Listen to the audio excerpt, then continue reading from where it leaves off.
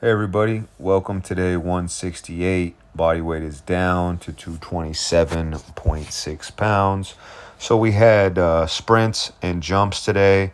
Now on these are the single leg depth jumps again. It took quite a few jumps to get warmed up. That left hip did not feel like it was in a proper place. These are, again, one of the exercises where it just feels like you could do a million reps of them and they'll keep improving as you go. So none of these jumps were particularly impressive.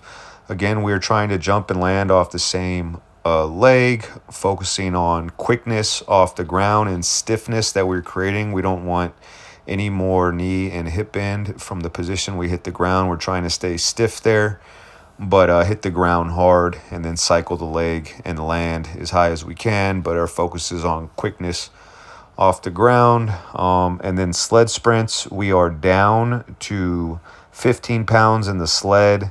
And this is right on that limit where it feels like you're almost better off just doing free sprints because there's so little resistance. You want to stay in a certain technique with a resisted sled sprint to really work on acceleration. But with this, you can start getting so much momentum where it starts to feel like it's not even a resisted sprint towards the end of it. So I haven't done these lying leg raises here in a while.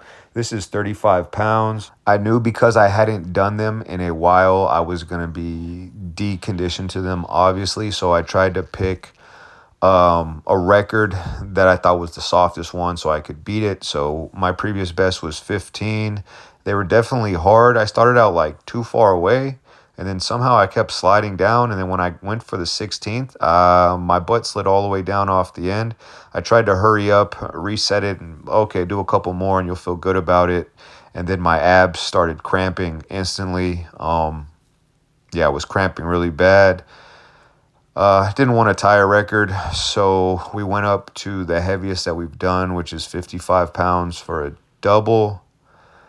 And we wanted to try to do a triple here. I was very worried about my abs, especially in that particular spot, the upper left abs. I've had very, very bad cramps there before, where basically it's just like a brick sticking out. And luckily I didn't feel it during this set, but the whole rest of the workout, I could tell it was definitely strained. And even as far as the ribs are concerned, they're irritated. That will happen sometimes because my corrective exercises for my right QL, I'm crunching down and over on those particular ribs as I'm doing my breathing exercises. So that's already susceptible.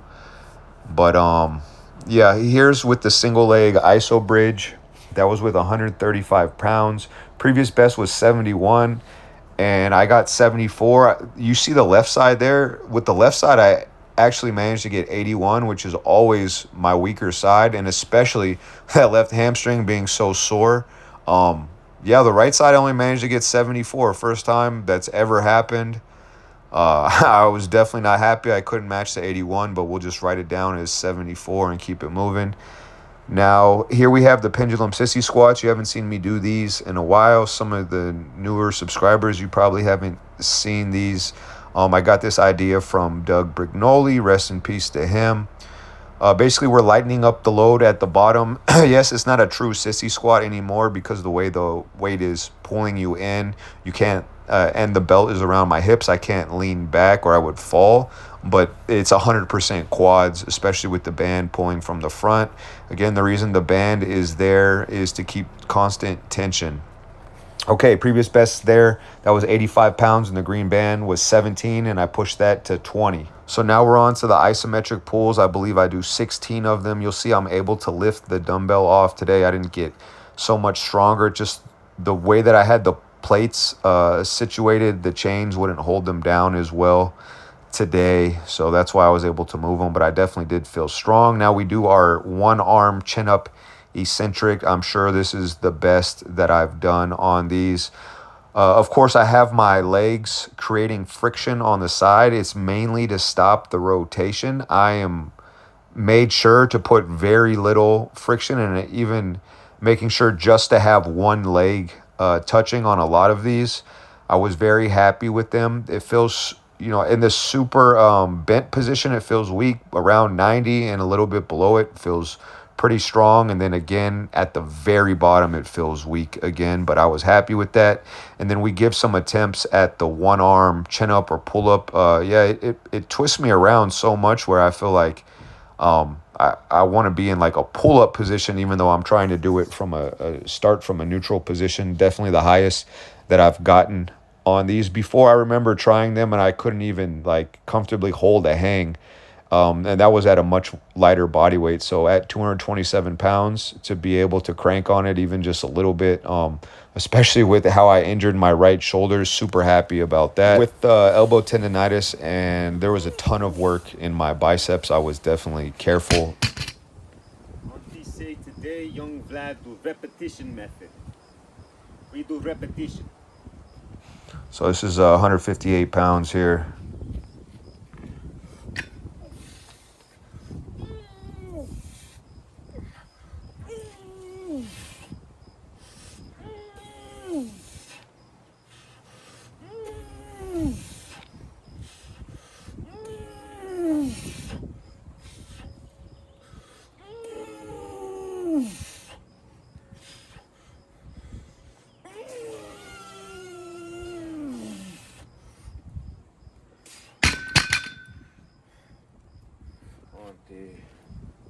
Okay, so 7 reps, that's good, I guess. So this was the first block variation I did of Zerchers. I had done 455 on these for a set of 5 on the day after I failed a max box squat. So based on my weight, I had to do 460 for 5 to match it. I had my brother come out to help me because I knew I was going to move around a lot on the mats.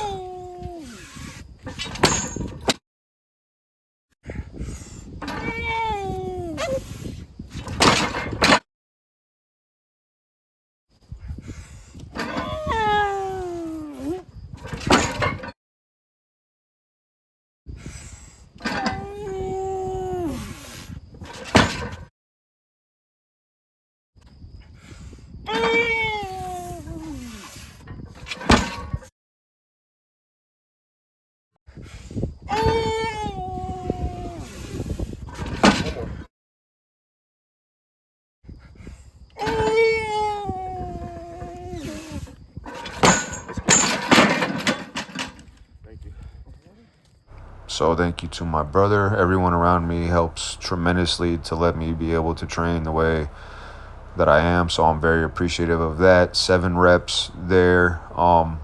Definitely felt way different than when I tried them the first time. I don't know if this is a keeper. Number one, I don't like how long it takes me in between setting up.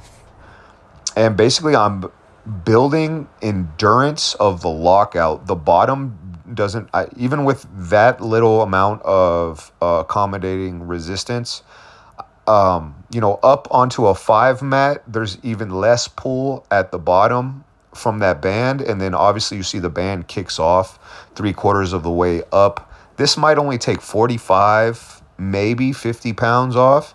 And the actual weight was 453. So, you're talking about like maybe basically 405 from that block for a set of 7. But yeah, I'm building the endurance to uncoil my back, the endurance to lock it out, which usually isn't a problem for me on the Zercher Maxes anyway. I need to build that starting strength off the bottom. Ideally would be to pull off the ground straight weight for reps if I was doing reps. But again, it's hard to get that set up, and then you ask yourself, the bar still doesn't even slow down that much at the end. And this is a conversation that Duncan was having on his channel in relation to reps versus a heavy single. And I still believe my heavy singles on these are probably a better stimulus than that set of 7, even though the set of 7 probably beat me up more. I'll probably get more stimulation out of the heavy single just because I'm able to push that to a deeper level. With the reps, you have the endurance, the lactic acid, whereas when you do the max, it's you're just limited by literally how much power you can put in. Are the muscles big and strong enough to do it? So it's an interesting topic, but I don't want to ramble on too much. Thanks everyone for listening. I'll see you guys out there tomorrow.